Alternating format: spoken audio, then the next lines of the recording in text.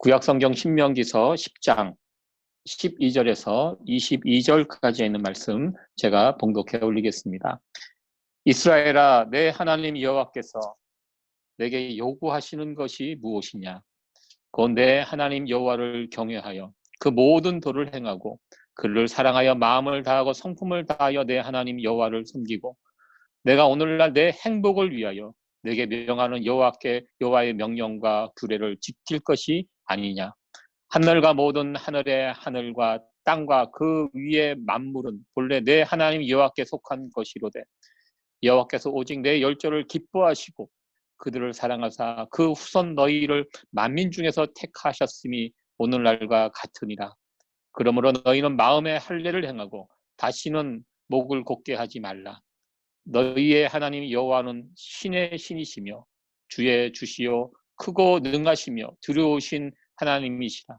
사람을 외모로 보지 아니하시며 뇌물을 받지 아니하시고 고아와 과부를 위하여 신원하시며 나그네를 사랑하사 그에게 식물과 의복을 주시나니 너희는 나그네를 사랑하라. 전에 너희도 애굽 땅에서 나그네 되었음이니라. 내 하나님 여호와를 경외하여 그를 섬기며 그에게 친근히 하고 그 이름으로 맹세하라. 그는 내 찬송이시요 내 하나님이시라. 내가 목도한 바 이같이 크고 두려운 일을 너를 위하여 행하셨느니라. 애굽에서 내려간 내 열조가 겨우 70이었으나 이제는 내 하나님 여호와께서 너를 하늘의 별같이 많게 하셨느니라. 아멘. 네, 이 시간 함께 읽었던 성경 말씀을 가지고 우리의 행복을 위하여라는 제목으로 하나님 말씀 증거하도록 하겠습니다. 이번 주는 우리가 잘 알다시피 메모리얼 데이 연휴입니다. 예, 안 그래도 이렇게 밖에 나가 보면 이제 점점 차들이 점점 많아지는 그런 모습들을 보게 됩니다. 이제 조금씩 하나씩 풀려가고 있는 그런 모습이고요. 이제 뉴욕도 하루에 800명씩 사망자가 나오다가 이제는 100명 밑으로 내려갔다고 합니다. 그래서 이제 교회도 10명까지는 모여서 예배 드릴 수 있다는 그런 이제 룰이 이제 발표가 되었습니다. 그래서 저는 어떻게 할까 생각을 해봤어요. 그래서 저희 교회도 10명씩 예배를 드릴 수 있다고 하니까 저희 교회 같은 경우는 뭐 1부, 2부, 3부, 4부 정도 이렇게 나눠서 10명씩 예배를 드리면 되지 않을까 그 생각도 좀 해봤는데요. 이제 조만간 예배도 이제 저희들이 이제 더 이상 온라인이 아닌 오프라인에서 만나서 예배 드릴 날이 곧 올 것이라고 생각이 됩니다. 그러고 보니까 이런 상황이 벌써 3개월 이렇게 지속되고 있습니다. 사진 한 장을 한번 이렇게 보여봤으면 좋겠네요. 예, 어제 나온 그런 신문 기사인데요. 예, 브루클린 그 다리가, 저게 다리가 아마 그거겠죠? 맨하탄이 보이고 공원인데, 예, 동그란 원이 저렇게 그려져 있습니다. 예, 저 원, 예, 사회적 거리 두기를 지키면서 공원에서 이렇게 산책을 즐기고 있는 뉴욕 사람들의 모습입니다.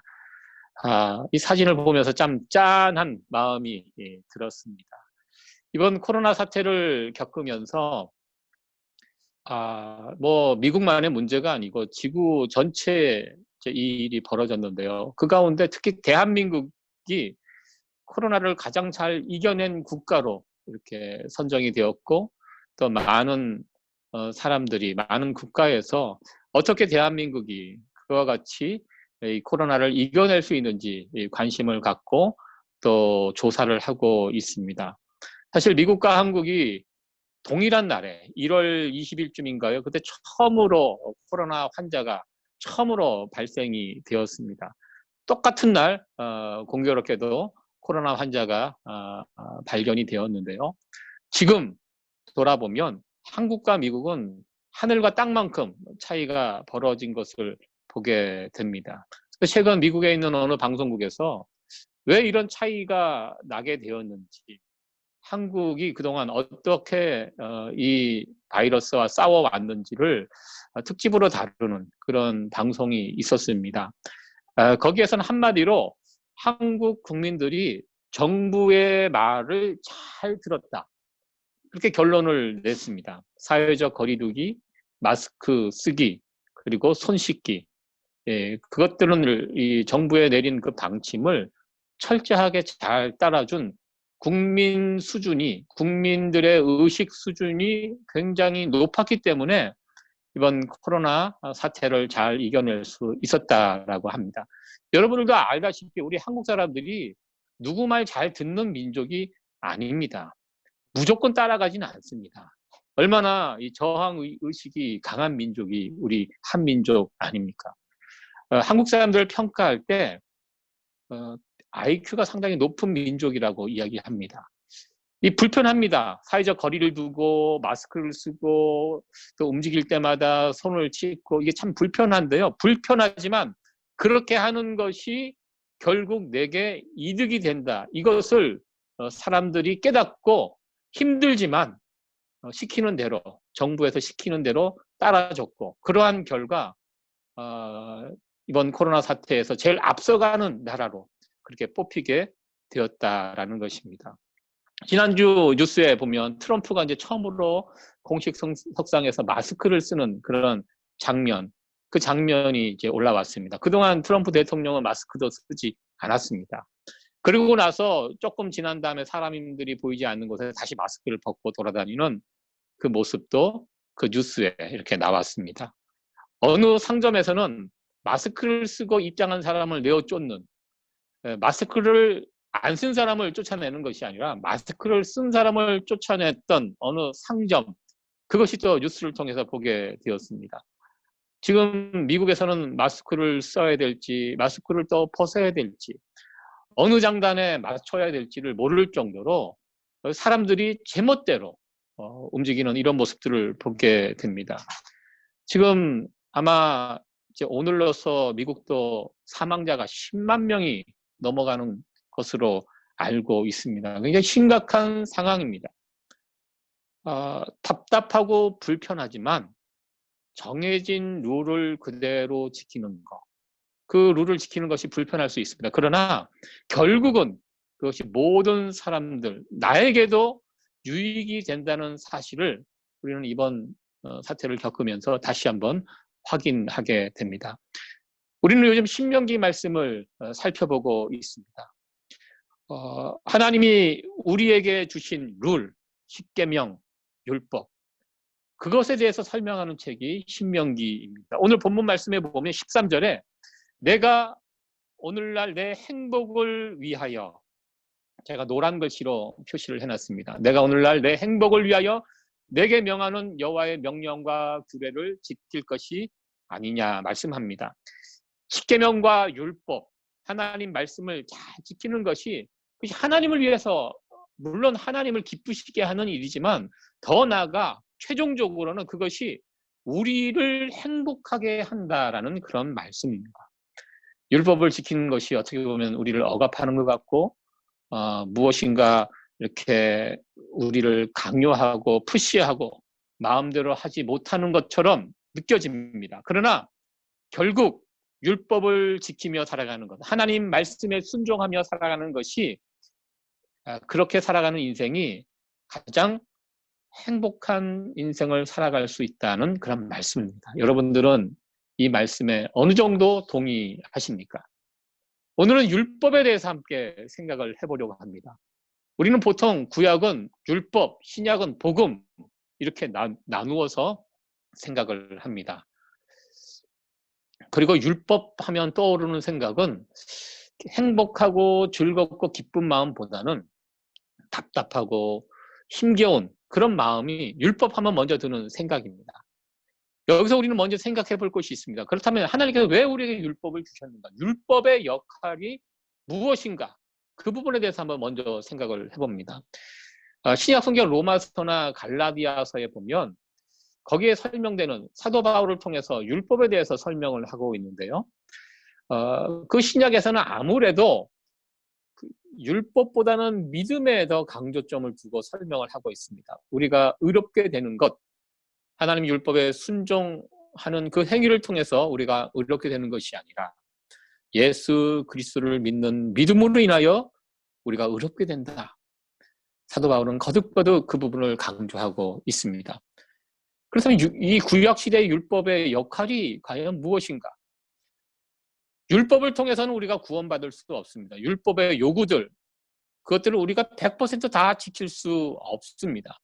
결국 우리는 율법의 완성이신 예수님을 바라보게 하게 됩니다. 그래서 이 율법이라는 것이 어떤 예수님을 바라보게끔 하는 어떤 예비적인 역할, 그것을 하는 것이 율법이 아닌가 이렇게 설명합니다. 결국 율법을 통해서 우리가 깨닫는 것은 우리는 죄인이라는 것입니다. 율법의 항목들, 이러이러한 항목들이 있는데요.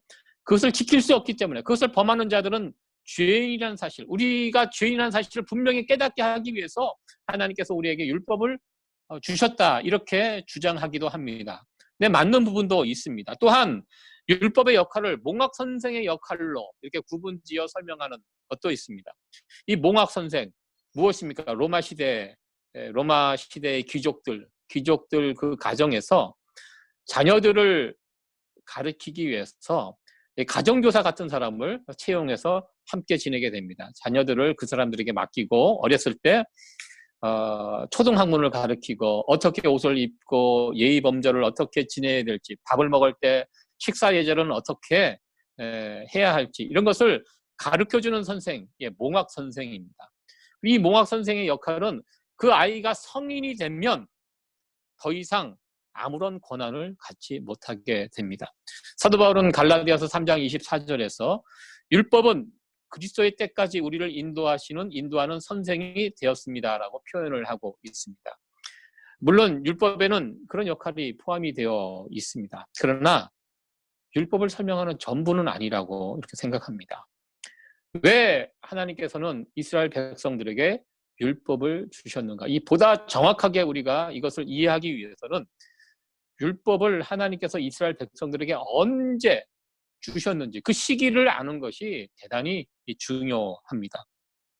구약 성경에 보면 이 십계명 그리고 율법 두 번에 걸쳐서 반복되는 것을 보게 됩니다. 출애굽기 20장에 나와 있고요. 신명기에는 5장에 십계명이 설명이 되어 있습니다. 출애굽기 20장의 배경과 신명기 5장의 배경을 우리가 이해하는 것이 중요합니다. 출애굽기 20장은 무엇입니까? 이스라엘 백성들이 애굽에서 모세를 통하여 탈출한 다음에 시내산 앞에 서게 됩니다. 그리고 모세가 시내산에 올라가서 하나님의 율법, 십계명을 받아서 내려오게 됩니다. 그쯤입니다. 그리고 신명기 5장에는 이제 출애굽 1세대들이 다 죽고 가나안 땅을 건너가기 직전입니다. 출애굽 2세대들을 모압 평지에 모아놓고 모세가 40년 전에 주었던 그 십계명과 율법을 다시 한번 갱생하는 새로운 땅에 들어가기 직전에 이스라엘 백성들에게 출애굽 2세들에게 다시 한번 십계명과 율법을 다시 한번 선포하였습니다. 사실 둘 다 하나님과 이스라엘 백성이 언약을 맺는 과정에서 주신 것이 바로 십계명과 율법이라는 것입니다. 이 십계명과 율법은요, 그래서 아무에게나 주는 것이 아닙니다. 아무나 지키도록 주신 것이 아닙니다. 하나님의 언약 백성, 언약을 맺은 자들이 지키라고 주신 언약법입니다. 그래서 율법은 언약법이라고 부릅니다. 이 언약법이 무엇입니까? 쉽게 말하면 하나님과 이스라엘 백성들이 이제 정식으로 합법적인 정식 부부가 되는 것입니다.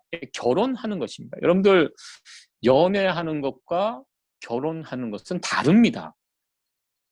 우리가 결혼식을 올린 다음에 그 이후의 삶과 그 전의 삶이 완전히 다른 것과 마찬가지로 이제 이스라엘 백성과 하나님과 언약을 맺게 됩니다. 그래서 이제 언약 백성이 됩니다.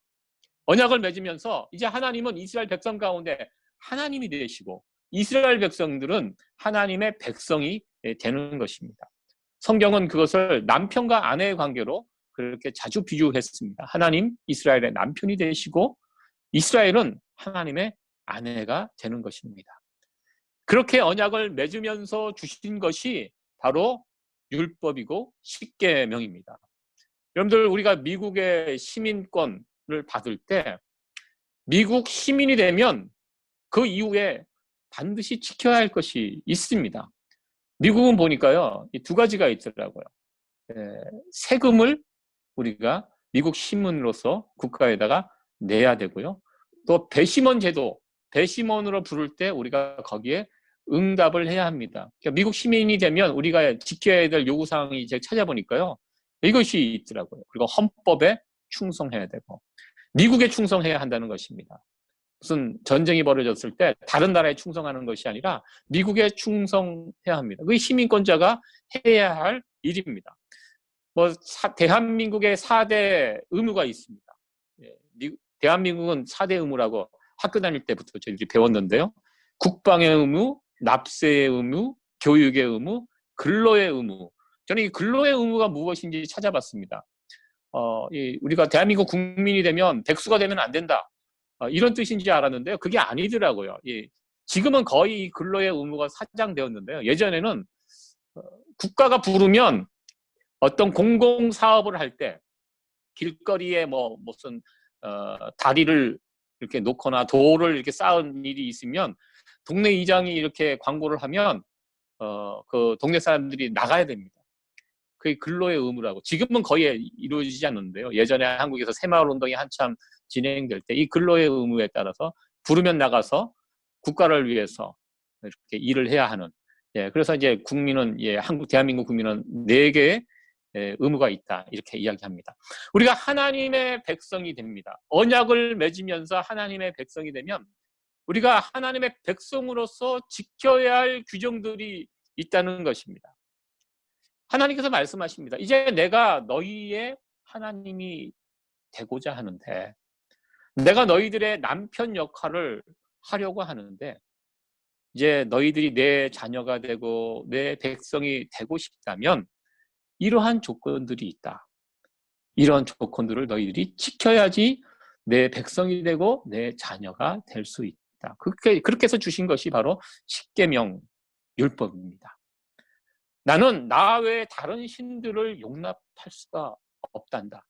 그리고 내 이름을 망령되이 일컫는 자들과는 함께 할 수가 없고 안식일을 범하는 자들 나는 함께 할 수 없단다. 그리고 부모를 공경하지 못하는 자들과도 나는 함께 할 수 없단다. 이렇게 하나님께서는 10가지의 계명들을 하나님의 백성들, 하나님의 아내 되는 이스라엘 백성들에게 하나님께서는 그 계명이 무엇인지를 알려주셨습니다. 너희들 이 계명들 다 지킬 수 있지? 이에 이스라엘 백성들은 그렇게 하겠다고 화답하였습니다. 그렇게 해서 하나님과 이스라엘 백성들은 언약을 맺고 언약 백성이 되었습니다. 율법이란 단지 우리가 죄인임을 깨닫게 하기 위해서 주신 법이 아니라는 것입니다. 우리가 하나님의 언약 백성이 되었는데요. 우리의 아버지이신 그리고 남편 되시는 그리고 우리의 왕이 되시는 하나님께서 무엇을 기뻐하시는지 하나님께서 무엇을 싫어하시는지 하나님이 원하시는 것이 무엇인지 그것에 관해서 알려주는 것이 십계명이고 율법이라는 것입니다. 그래서 우리는 이 십계명을 통해서 율법을 통해서 하나님이 어떤 분인지를 알게 됩니다. 하나님께서 이런 거 싫어하시는구나. 하나님의 성품이 이런 분이구나. 하나님의 성품은 이렇구나. 우리가 하나님을 섬기는 자로서요. 하나님의 백성으로서 이것이 굉장히 중요합니다. 이것을 아는 것이 참 중요합니다. 참 부끄러운 고백이지만 제가 설교를 준비하면서 이런 생각을 해봤습니다. 저는 부모님이 저희 어머니 아버님이 좋아하는 음식이 무엇인지 생각해보니까 잘 모르겠더라고. 부모님을 섬겨야 될 사람으로서 참 이 설교를 준비하면서 참 부끄러워졌습니다. 특히 어머님이 제일 좋아하는 음식이 무엇일까 생각해보니까 떠오르는 음식이 없었습니다. 지난번에 3년 전인가요? 제가 어머님을 데리고 미국에서 여러 가지 음식을 이렇게 대접하는데 어머님이 그때 본인이 먹지 못하는 음식이 있다고 저에게 말씀을 해주셨습니다. 이것을 먹으려고 하니까 어머님이 자기는 먹지 못한다고 이렇게 그 이야기를 들으면서 제가 내심 깜짝 놀랐습니다. 제가 나이가 50이 되면서 되었는데도 어머님이 먹지 못하는 음식이 있다는 것을 얘기를 해주셔서 알았다는 것입니다.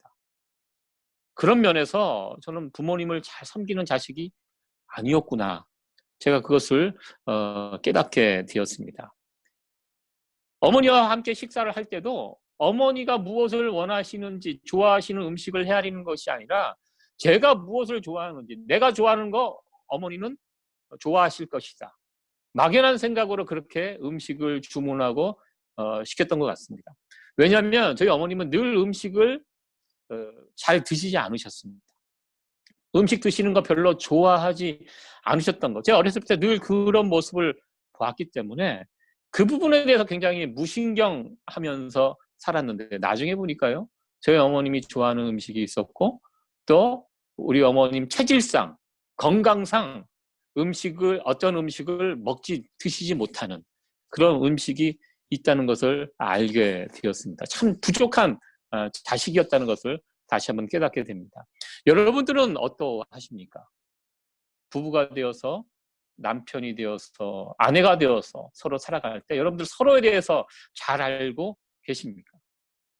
사실 부부가 되었다면 서로에 대해서 잘 알아야 합니다. 내 남편이, 내 아내가 무엇을 좋아하고 어떤 음식을 먹으면 안 되는지 여러분들 다 알고 계신지요? 나중에 만나 뵈면 한번 여쭤보도록 하겠습니다. 우리가 이제 하나님의 언약 백성이 되었다면 하나님께서 무엇을 좋아하시고 싫어하시는지를 잘 알고 있어야 합니다. 그것을 알기 위해서 우리는 율법을 알아야 합니다. 그래서 우리는 이 신명기, 그래서 중요한 성경입니다. 이 신명기를 읽고 율법을 알고 우리가 구원을 받기 위해서 율법을 아는 것이 아니라 이미 구원받은 하나님의 백성들이, 하나님을 남편으로 둔 우리들이 하나님을 기쁘시게 하는 삶이 무엇인지, 그런 삶을 살기 위해서 알아야 할 것이 바로 하나님의 법, 율법, 십계명입니다. 그렇다면 이 율법을 알게 되면, 그리고 그 율법을 순종하며 살아가게 되면 어떻게 되는가? 물론 우리가 율법에 순종하고 살아갈 때 하나님은 기뻐하십니다. 거기서 끝나는 것이 아니라 오늘 본문 말씀에 의하면 너희들 그 율법을 지키고 순종하며 살아갈 때 너희 인생 자체가 행복하게 된다라고 우리 주님은 말씀하셨습니다. 하나님을 위해서 지키는 것이 아니라 결국 우리를 위한 법이 율법이라는 것입니다. 그래서 모세는 권면합니다. 율법을 지키고 순종하라. 그리하면 너희의 인생이 행복하게 될 것이고 율법을 지키고 살아갈 때 지극한 복을 이 땅에서 누리게 될 것이다. 모세는 거듭거듭 강조하고 있습니다. 율법은 하나님이 어떤 분인지 우리에게 보여줍니다. 하나님의 율법을 보면 우리 하나님의 성품이, 하나님이 어떤 분인지 이 율법 속에 다 담겨져 있습니다. 얼마나 대단한 분이고 얼마나 좋은 분인지, 얼마나 좋으신 하나님인지 율법을 보면 하나님을 우리는 볼 수가 있습니다. 오늘 본문 말씀에 보면 14절, 15절 말씀입니다. 우리 14절, 15절 말씀을 다시 한번 읽어보도록 하겠습니다. 하늘과 모든 하늘의 하늘과 땅과 그 위의 만물은 본래 내 하나님 여호와께 속한 것이로되 여호와께서 오직 내 열조를 기뻐하시고 그들을 사랑하사 그 후손 너희를 만민 중에서 택하셨음이라 오늘날과 같으니라. 14절 15절 우리 하나님 만물을 지으신 분이시고 그 만물을 소유하고 계신 분이라고 말씀합니다. 우리 하나님 세상에서 가장 높으신 분입니다. 그런데 우리 하나님은요 힘이 있고 높은 자리에 앉아 계신 분이지만 약한 사람들을 괴롭히는 분이 아니라는 것입니다. 우리가 살다 보면 그런 사람들이 있습니다. 조금만 누구보다 지위가 높고 힘이 있으면 그 지위와 힘을 가지고 그렇지 않은 사람들을 괴롭히고 갑질을 합니다. 어디 가나 그런 인간들이 있습니다. 자기가 가진 그 힘, 지위, 어떤 부를 가지고 그렇지 못한 자기보다 조금 낮은 사람들을 함부로 대하고 자기가 가진 힘을 가지고 괴롭히는 그렇게 갑질을 떠는 사람들이 있습니다. 그런데 우리 하나님 그렇지 않다는 것입니다. 우리 하나님 정말 높고 위대한 분인데요. 만약에 우리 하나님이 갑질하시는 하나님이라면 누가 그것을 견딜 수 있겠습니까? 그러나 우리가 섬기는 하나님은 그런 분이 아니라는 것입니다. 그리고 17절, 18절 말씀입니다. 우리 17절, 18절 말씀 다시 한번 읽어보도록 하겠습니다. 너희의 하나님 여호와는 신의 신이시며 주의 주시요 크고 능하시며 두려우신 하나님이시라. 사람을 외모로 보지 아니하시며 뇌물을 받지 아니하시고 고아와 과부를 위하여 신원하시며 나그네를 사랑하사 그에게 식물과 의복을 주시나니. 우리 하나님 가장 위대한 분인데요. 너무너무 고귀한 분이신데요. 고아와 과부, 나그네와 같이 이 세상에서 낮고 천한 아무 힘없는 그런 자들도 사랑하시는 분임을 성경은 말씀하고 있습니다. 세상에서 지위가 낮으면요, 무시당합니다. 그런 사람들 무시하는 것이 이 세상의 모습입니다. 그런데요, 우리 하나님은 그렇지 않다는 것입니다.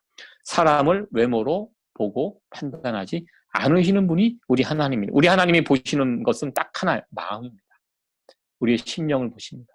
그 마음이 상한 마음을 가진 자인지 아닌지 우리 하나님께서는 보시는 것이 바로 그것밖에 없습니다. 뇌물을 받지 않는다. 우리 하나님은, 여러분들 우리가 살고 있는 세상은요, 웬만하면 돈으로 다 됩니다. 최근에 미국에서도 입시 부정이 발견되었는데요. 유명한 배우의 자녀들이, 그 배우가 학교에다가 굉장히 많은 돈을 기부했더라고요. 그래서 자기의 자녀가 그 대학에, 명문 대학입니다. 좋은 대학에 들어갔는데, 나중에 그 자녀가 자신이 대학에 들어간 그 상황들을 SNS에다가 이렇게 올리면서 자랑질을 했던 것 같아요. 그래갖고 그것이 이제 주변에 있는 사람들에게, 아, 저 친구는 저 대학에 갈 만한 실력이 안 되는데 어떻게 갔을까? 그래서 투서를 하게 되고, 그래서 조사를 해보니까 그 유명한 배우가 학교에다가 돈을 많이 내서 그렇게 또 대학에 들어가게 된 것이 이제 발각이 되고, 그것이 이제 재판으로 이어지는 이런 과정들을 뉴스를 통해서 보게 되었습니다. 아, 미국도 돈으로 웬만하면 다 되는구나. 또 이런 것들을 이제 보게 됩니다. 그렇습니다. 세상 일들은요, 웬만하면 다 돈으로 다 됩니다. 돈으로 다 구워 삶을 수 있습니다. 돈 가지고 못하는 거 별로 없습니다. 그런데요, 우리 하나님은 그것으로 통하지 않는다는 것입니다. 우리 하나님은 세상에서 소외되고 병들고 또 천대받는 자들을, 그들을 위하여 정의를 베푸시고 사랑을 베푸시는 분이다. 이렇게 정말 좋은 분이다. 성경은 이렇게 말씀하고 있습니다. 20절과 22절에 있는 말씀, 오늘 본문의 말씀 또 다시 한번 읽어보도록 하겠습니다. 20절에서 22절에 있는 말씀입니다. 내 하나님 여호와를 경외하여 그를 섬기며 그에게 친근히 하고 그 이름으로 맹세하라. 그는 내 찬송이시요 내 하나님이시라. 내가 목도한 바 이같이 크고 두려운 일을 너를 위하여 행하셨느니라. 애굽에 내려간 내 열조가 겨우 70인이었으나 이제는 내 하나님 여호와께서 너를 하늘의 별같이 많게 하셨느니라. 아멘. 예, 하나님께서 크고 놀라운 일을 베푸셔서 이스라엘 백성들을 구원하셨습니다. 이집트에서 노예로 살아가는 이스라엘 백성들을 찾아오셔서 10가지 놀라운 기적을 베푸셔서 이스라엘을 구출하셨고, 그리고 처음 나올 때는 가나안 땅에서 애굽 땅으로 들어갈 때는 70명의 식구들이 나올 때는 200만 명으로 번성케 하셨다는 것입니다. 우리가 하나님을 경외하고 하나님만을 섬기며 하나님을 가까이 하며 살아가게 되면 우리에게도 이와 같은 축복이 임하게 될 줄로 믿습니다. 70명에서 200만 명이 늘었다. 이 단지 숫자만 늘어났다는 것을 이야기하는 것이 아닙니다. 여러분들의 신앙의 가문도 그와 같이 번성케 되기를 축원합니다. 이 대는요, 우리의 대가 밑으로 내려갈수록 점점 강성해지는 것, 이것이 진정한 축복이라고 저는 믿습니다. 아무에게나 그러한 것이 이루어지지 않습니다. 오늘 본문에 나와 있는 것처럼 우리의 가문이 하나님을 경외하고 하나님만을 섬기며 하나님을 가까이 하면서 우리가 살아갈 때 우리의 다음 때 이 가문의 모습들이 이 신앙의 가문으로 이렇게 한 대 한 대가 밑으로 내려갈수록 70명이 200만 명이 되는 이 강성해지는, 우리의 가문이 밑으로 내려갈수록 강성해지는 귀한 믿음의 가문들이 되어지기를 간절히 축원합니다. 이런 분이 이스라엘에게 십계명을 주셨고 율법을 주셨습니다. 왜? 우리의 행복을 위해서 이것을 주셨다라고 말씀하고 있습니다. 세상적으로 세상에서 성공한 어느 사람의 고백을 들은 적이 있습니다. 세상의 꼭대기에 올라가 보니까 그곳에는 아무것도 없다. 굉장히 쓸쓸한 그런 고백이었습니다. 아직 저는 꼭대기에 올라가 보지 않아서 그래서 한 번쯤 올라가 보고 싶은 그때가 있지만 그분의 고백이 허튼 고백은 아니라고 저는 생각합니다.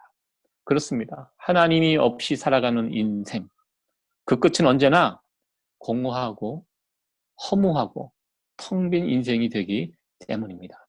최근 한국에서 엄청난 시청률을 올렸던 드라마가 하나 있었습니다. 여러분들 가운데 보신 분도 있겠지만 부부의 세계라는 그런 드라마입니다.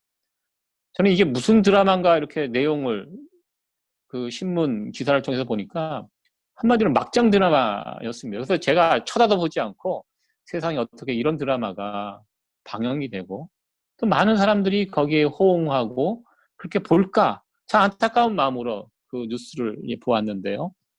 구글에서 찾아보니까요. 그 부부의 세계라는 드라마가 영국에서 먼저 만들어진 BBC 방송에서 만들어진 닥터 포스터라는 거기도 막장 드라마라고 그렇게 써여 있습니다. 구글에 찾아보면 그렇게 되어 있습니다. 그 드라마를 한국에 수입해서 만든 드라마가 부부의 세계라고 합니다. 요즘 부부의 세계가 어떤지, 요즘 하나님 없이 살아가는 사람들의 그 가치관, 세계관이 어떤 것인지 그 드라마에 잘 나와 있다고 합니다. 정상 궤도에서 벗어난 인생들, 하나님께서 정하신 그 가정이라는 룰, 그 틀에서 벗어나는 것. 그렇게 살면 어떻게 됩니까? 불행해집니다. 아마 드라마의 결말도 굉장히 불행하게 끝냈다라고 이렇게 들었는데요. 여러분들 그렇게 살면 안 된다는 것입니다. 하나님께서 정해주신 그 궤도에서 벗어나는 것은 언제나 심각한 문제가 일어나게 되고 인생은 불행하게 된다는 것입니다. 우리는 하나님의 형상대로 창조함을 받은 자들입니다. 우리 안에 하나님의 형상이 있습니다. 우리의 행복은 언제 누릴 수 있는가? 우리 안에 하나님의 형상이 온전히 회복될 때, 하나님의 성품을 날마다 닮아갈 때 우리는 하나님 안에서 지극한 행복을 누리며 살아갈 수 있게 됩니다.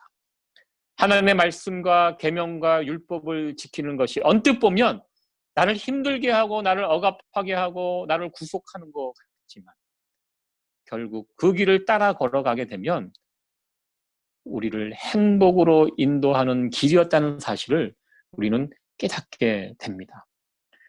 시편 19편 7절에서 10절에 있는 말씀을 여러분들 곰곰이 한번 읽어보셨으면 좋겠습니다. 제가 한번 적어놨는데요. 하나님의 율법이 무엇인지 시편 19편 7절에서 10절에 있는 말씀하고 있습니다. 이 한 구절 한 구절이 얼마나 귀한 말씀인지 우리 설교를 마무리하면서 조용조용 읽어보도록 하겠습니다. 여호와의 율법은 완전하여 영혼을 소송케 하고 여호와의 증거는 확실하여 우둔한 자로 지혜롭게 하며 여호와의 교훈은 정직하여 마음을 기쁘게 하고 여호와의 계명은 순결하여 눈을 밝게 하도다. 여호와를 경외하는 도는 정결하여 영혼까지 이루고 여호와의 규례는 확실하여 다 의로우니 곧 많은 정금보다 더 사모할 것이며 꿀과 송이꿀보다 더 달도다. 아멘. 오늘 한 주간 이 말씀을 함께 우리가 외웠으면 좋겠습니다. 정말 한 구절 한 구절이 얼마나 귀한 말씀인지, 성경의 모든 말씀들이 귀하고 은혜로운 말씀이지만 특별히 시편 19편 7절과 10절에 있는 말씀이 얼마나 귀한 말씀인지 말씀을 준비하면서 다시 한번 가슴에 새기게 됩니다. 여호와의 율법은 결코 우리를 속박하는 그런 법이 아니라는 것입니다.